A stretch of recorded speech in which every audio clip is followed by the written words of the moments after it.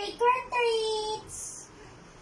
Good morning, everyone. I'm Sheila Luis F. Paladiano. I'm 8 years old. I'm from San Vicente, West Urdaneta City. Paano nagsimula ang Halloween?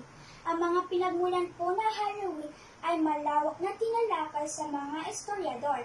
May mga nag-iisip na ang gabi ng mga bruha ay nagmula sa pagdiriwang ng Roma na nakatuon sa Pomona, Diyosa ng mga buto at butas, o mula sa pagdiriwang ng Parantalya na nakatuon sa kulto ng mga patay. Gayunpaman, ang karamihan sa mga historiador, ang una ay Fraser, sumasang-ayon na ang Halloween ay nagmula sa Celtic Samhain Festival. Ang termino ay nagmula sa sinaunang Irish at ayon sa mga scholar ay nangangahulugang pagkatapos ng tag-init. Ang teoryang ito ay suportado ng katotohanan na ayon sa Celtic na kalendaryo ng 2,000 taon na ang nakalilipas.